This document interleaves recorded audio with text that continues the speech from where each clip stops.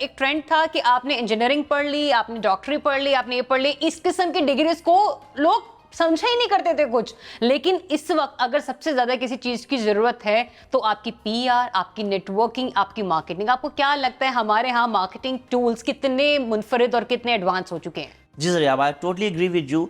अगर आप मार्केटिंग की बात की जाए, देखिए वर्ल्ड वाइड तो इस चीज़ को पहले से ही लोग समझते हैं, लेकिन पाकिस्तान में लोग डिजिटली उस तरह एक्टिव नहीं थे। बिफोर पेंडेमिक बहुत सी चीज़ें चेंज हुई हैं। आपको पहले पता है पेंडेमिक से पहले जो चीज़ें थी वो बहुत डिफरेंट थी और लोगों की अंडरस्टैंडिंग नहीं थी, लोगों को समझाना पड़ता था। लेकिन जब से पेंडेमिक आया, हर बंदा जो है सोशली एक्टिव हो गया है। अब पाकिस्तान को इस चीज़ ने काफ़ी रेवोल्यूशनाइज किया, स्पेशली इस्लामाबाद की भी बात की जाए तो अब जितने भी बिजनेसेस हैं, वो अगर आप रेस्टोरेंट्स की बात करें, लीडिंग ब्रांड्स की बात करें, वो इन्फ्लुएंसर्स को इंगेज करते हैं अपनी मार्केटिंग के लिए।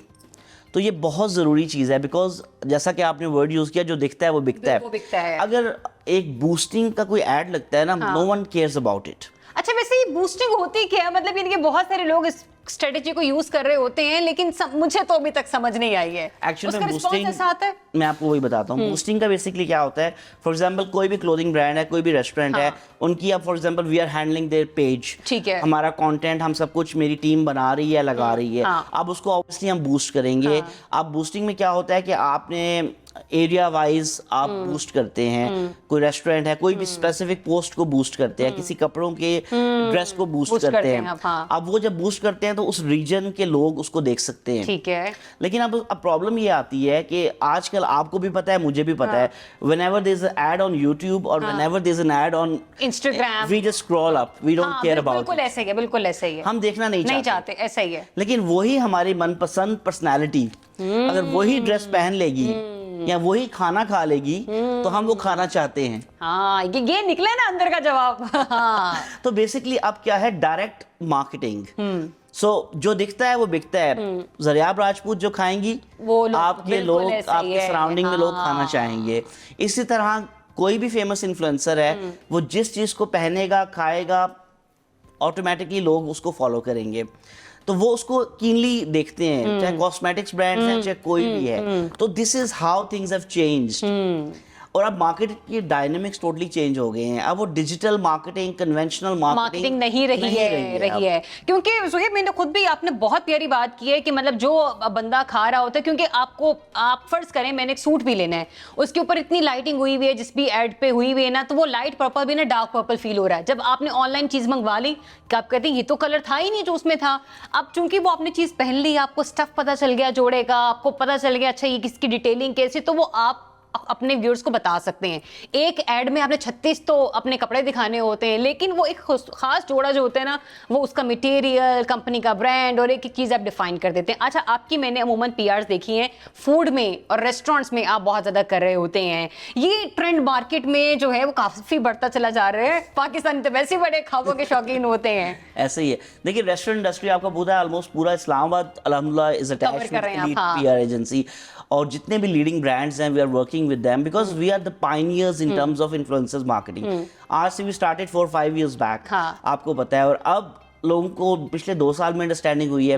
लेकिन अब ये है कि हमारे साथ, because everyone is connected with us, किसी भी फेमस इन्फ्लुएंसर ने कहीं पे भी जाना है, कुछ भी करना है, एवरीथिंग इज थ्रू अस। जितने भी रेस्टोरेंट्स हैं वो भी ऑटोमेटिकली इस चीज को अंडरस्टैंड कर रहे हैं कि this is how businesses work. Exactly. तो ऑटोमेटिकली, इस्लामाबाद की सबसे ब्यूटी मैं आपको बताऊं कि बाकी जो सिटीज हैं उसमें इन्फ्लुएंसर्स मार्केटिंग का या डिजिटल का उतना इम्पैक्ट नहीं आता जितना इस्लामाबाद में आता है। छोटा सा शहर है, everybody is connected with everyone. एक तो ये रीजन है। इसके अलावा एक और बड़ी टेक्निकल रीजन है जो मैं आपको बताऊंगा। आपको भी पता है कि लाहौर में जो हमारी बाइंग पावर है और इस्लामाबाद में बाइंग पावर में बहुत फर्क है। और यहाँ पे कोई भी फैमिली है, वर्किंग क्लास है, ठीक है, उन्होंने वीक में 1 या 2 दफा खाना खाने बाहर जरूर जाना है। ठीक है। और एक और चीज, यहाँ पे लोग सोशली एक्टिव हैं, इंस्टाग्राम, फेसबुक, डिजिटली बहुत एक्टिव हैं। अगर आप लाहौर को कहते हैं कि 20-30% एक्टिव है, तो यहाँ 60-70% एक्टिव है। रियली? मतलब ये आपका research? Yes, this is the research. Because हम लोग सोशल मीडिया हैंडल करते हैं, पेजेस को हैंडल करते हैं। हमें पता है कि फ्लक्स जो है इस्लामाबाद में, जो इन्फ्लुएंसर्स और जो कॉमन पीपल है वो सोशल मीडिया पे बहुत एक्टिव है। यकीन करें कोई भी अच्छा इन्फ्लुएंसर है, कंटेंट क्रिएटर है, फूड ब्लॉगर है, कोई भी कंटेंट पोस्ट करता है, नेक्स्ट डे रिस्पांस आता है ब्रांड को।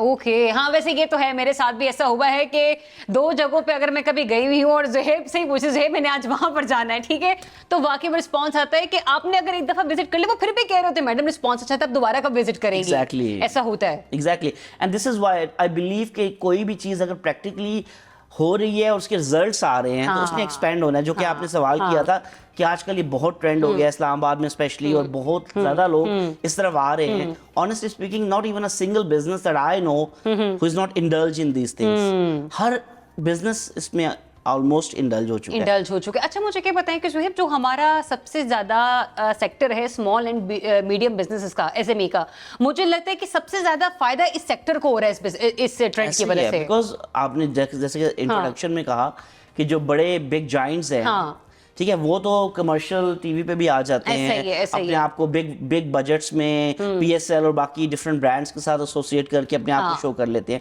लेकिन एक स्मॉल मीडियम एंटरप्राइजेस हैं, उनका बजट तो उतना होता नहीं है, so they have to play in a very small budget. तो उसमें फिर ये है कि ये जो influencers marketing, digital marketing, events, exactly हाँ, इवेंट्स, तो वो इसमें बड़ा रोल प्ले करते हैं। अब आपको पता है जितने भी लीडिंग ब्रांड्स हैं, लाइक पापा जोन्स है, हम इस्लामाबाद में लेके आए, आप इवेंट्स पे आए, जितने भी हमारे जितने भी ब्रांड्स हैं, ओपनिंग्स होती हैं इस्लामाबाद में, ओपनिंग से ही पूरे इस्लामाबाद में एक अनाउंसमेंट हो जाती है। And honestly speaking this is targeted audience. अगर आप टीवी पे एक ब्रांड को लेके आ रहे हैं, पूरे पाकिस्तान से लोग देख रहे हैं, तो उसमें आपको इस चीज का इसको अंडरस्टैंडिंग भी नहीं, और एक वो होता है ना आपका फेवरेट ड्रामा लगा हुआ है तो घर वाले क्या कहते हैं, अच्छा मैं फटाफट किचन से ये लेके, वो ऐड चला, कहते हैं ना जंगल में मोर नाचा, किसने देखा, किसी को कोई बॉदर भी नहीं कर रहा होता। तो एक्चुअल में आप ऑडियंस को देख लेना, पूरे पाकिस्तान से ऑडियंस है, लेकिन यहाँ का एक इन्फ्लुएंसर है, यहाँ की जो लोग हैं, अगर वो स्पेसिफिक एरिया में जा रहे हैं तो you are targeting the niche. तो वो जो आप नीश को टारगेट कर रहे हैं उसका रिजल्ट ज्यादा आएगा, एड से ज्यादा आएगा। ऐसा है, मैंने तो खुद एक्सपीरियंस किया इस चीज को। अब मुझे ये बताएं कि ज़ुहैब आजकल हमारे यहाँ ब्लॉगर्स कम से कम और इन्फ्लुएंसर ज्यादा से ज्यादा कितना कमा रहे हैं इस बिजनेस के थ्रू?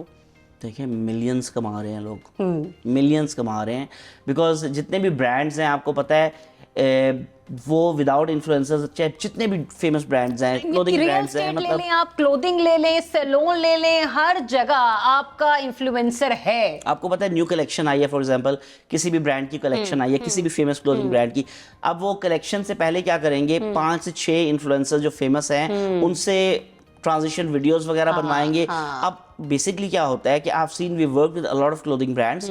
अब क्या होता है, उनकी कलेक्शन अभी लॉन्च होती नहीं है, प्री बुकिंग में वो कंप्लीट हो जाती है, and it's all because of all these famous influencers and obviously they charge exactly, I know they charge, लेकिन still वो आप अगर कमर्शियल से देखा जाए तो उस लिहाज बहुत मिनिमम बजट होता है, बहुत मिनिमम बजट होता है। आप अब मतलब ये नहीं कि वो जो आपने एक कमर्शियल चलाने ना उसके अंदर आप यकीन करें कि 10 से 12 अच्छे बड़े इन्फ्लुएंसर्स लेके आप वो अपना बजट डिवाइड कर देते हैं उसमें। लास्टली मुझे ये बताएं कि ज़ुहैब बहुत सारे ऐसे लोग होते हैं कि जो कि इस तरफ आना चाहते हैं, पीआर की तरफ, नेटवर्किंग की तरफ, एक इंस्टाग्राम अकाउंट और एक टिकटॉक अकाउंट कितना मैटर करता है उनके लिए? दूसरा ये कि कितने अच्छे, मतलब आपको क्या लगता है कि इतने मिनिमम या मैक्सिमम फॉलोअर्स के साथ आप एक अच्छी रीच जनरेट कर सकते हैं? एक्चुअल में कंटेंट बहुत मैटर करता है, ठीक है। अगर हम एग्जांपल देते हैं, किसी भी इंडस्ट्री की बात करते हैं, अगर एक इन्फ्लुएंसर फूड कंटेंट क्रिएटर है, अगर उसके कंटेंट में जान है तो उसकी अगर फॉलोइंग 20, 30, 40,000 भी है ना, वो भी रिजल्ट्स लेके आता है। अगर एक ब्रांड है, एक ऐसा इन्फ्लुएंसर है जिसकी 100 के फॉलोइंग है लेकिन उसका कंटेंट इतना अट्रैक्ट नहीं कर रहा, ठीक है, तो ऑटोमेटिकली उसका उतना रिजल्ट नहीं आएगा। तो अब बेसिकली आपके कंटेंट पे अगर आपने ग्रो करना है इस फील्ड में, तो your focus needs to be on your content and consistency matters a lot. मतलब किसी एक पोस्ट, कोई आपकी एक पोस्ट वायरल हो सकती है, कोई एक पोस्ट आपका इंस्टाग्राम आपको जो है उससे रीच दे सकता है। और आजकल रील्स का ट्रेंड है, हाँ, ये ट्रेंडी हो चुकी है बहुत ज़्यादा। आज आपने रील्स लगानी है, स्टैटिक पोस्ट इज नो मोर, ऐसा ही है। तो अब जो भी है जो रील्स लगा रहे हैं, ट्रांजिशन वीडियोस लगा रहे हैं, उससे उनको रिस्पॉन्स आ रहा है, और ऑटोमेटिकली अगर आप समझते हैं कि मैं 2 महीने 3 महीने किया, मुझे रिस्पॉन्स नहीं आ रहा, बैठ गए हैं, तो this is not the end. Continuously आप करेंगे, eventually it will work out, then brands भी आपको engage करेंगे, businesses engage करेंगे, ये सब business is a profession now।